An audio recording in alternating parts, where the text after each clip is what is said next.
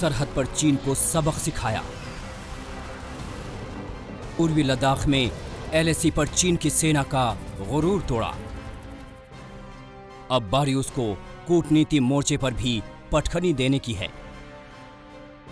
भारत के इस प्लान से दुश्मन हैरान भी होगा और परेशान भी। अंतर्राष्ट्रीय स्तर पर चीन को अलग थलग करने का जो ब्लूप्रिंट तैयार हुआ, उससे फड़फड़ा जाएगा ड्रैगन। शी जिनपिंग की रातों की नींद हराम हो जाएगी। मौजूदा हालात में कूटनीतिक स्तर पर पहला तमाचा उसे रक्षा मंत्री राजनाथ सिंह के मास्को दौरे पर लगेगा। रूस से न्योता मिलने के बाद रक्षा मंत्री राजनाथ सिंह आज मॉस्को के लिए रवाना हो रहे हैं। वहां दूसरे देशों के नेताओं से तो मिलेंगे, लेकिन चीन के नेताओं से नहीं करेंगे मुलाकात। ये संदेश चीन को तिलमिला देगा। लद्दाख में चीन ने जो किया है, उसका खामियाजा उसे अंतर्राष्ट्रीय फोरम पर भी देखने को मिलेगा। मॉस्को में चीन की ऐसी बेइज्जती होगी कि वो पानी पानी हो जाएगा। सबके सामने चीन जलील हो जाएगा। भारत में जिस तरह का रोष है, जिस तरह की प्रतिक्रिया है, उसको देखते हुए भारत सरकार एक क्लियर मैसेज चीन को देना चाह रही है कि जब भी ग्लोबल प्लेटफॉर्म्स पर भी अगर भारत और चीन एक साथ आएंगे तो भारत अपनी बात सिर्फ चीन को ये कहने के लिए रखेगा कि चीन को अपना जो बिहेवियर है उसको बदलना पड़ेगा, नहीं तो द्विपक्षीय संबंधों में दरार पड़ी रहेगी। और जो ये इस मॉस्को में जो राजनाथ सिंह की विजिट है, वहाँ पर वो एक मैसेज चीन को देना चाह रहे हैं। नाजी जर्मनी पर विजय हासिल करने की 75वीं वर्षगांठ पर आयोजित कार्यक्रम में हिस्सा लेने राजनाथ सिंह मॉस्को जा रहे हैं। राजनाथ सिंह के साथ रक्षा सचिव अजय कुमार और हर सशस्त्र बल के एक शीर्ष अधिकारी होंगे। 24 जून को पहली बार मॉस्को के रेड स्क्वायर पर भारतीय सैन्य टुकड़ी भी विक्ट्री डे समारोह का हिस्सा बनेगी।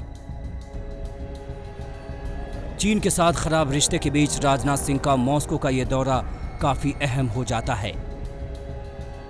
रक्षा मंत्री राजनाथ सिंह 3 दिन के दौरे के लिए मॉस्को जा रहे हैं विक्ट्री डे परेड में शामिल होने, लेकिन चीन के लिए पहला झटका और भारी झटका नहीं मिलेंगे चीन के डेलीगेशन के साथ। कूटनीतिक मोर्चे पर चीन को एक और झटका 23 जून को ही लग जाएगा।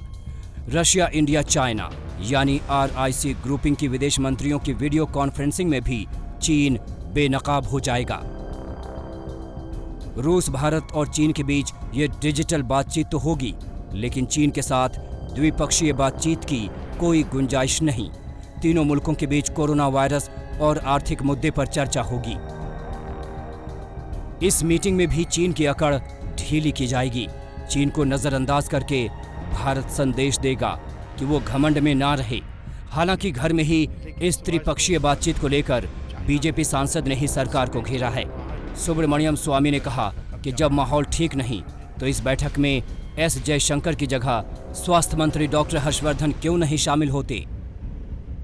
हालांकि चीन को घेरने का यह सिलसिला लगातार जारी है। इसको असली झटका सितंबर में लगेगा, जब G7 का विस्तार होगा। प्रधानमंत्री नरेंद्र मोदी इस बैठक में हिस्सा लेने खुद जाएंगे। इसी बैठक में G7 बन जाएगा G10, यानी दुनिया के ताकतवर लीग में भारत की हो जाएगी एंट्री। इस लीग में शामिल होने का न्योता खुद अमेरिका के राष्ट्रपति डोनाल्ड ट्रंप ने दिया। अंतर्राष्ट्रीय स्तर पर चीन के खिलाफ बड़ी घेराबंदी। जब सितंबर में G7 G10 बन जाएगा और भारत उसमें शामिल होगा, तब चीन अकेला पड़ जाएगा। अमेरिका में सितंबर में होने वाली इस बैठक में भारत के साथ दूसरे देशों को भी G10 का हिस्सा बनाया जाएगा। भारत के साथ ऑस्ट्रेलिया और दक्षिण कोरिया भी शामिल हो जाएगा। पहले से ही इसमें Canada, France, Germany, Italy, Japan, Britain और अमेरिका शामिल हैं।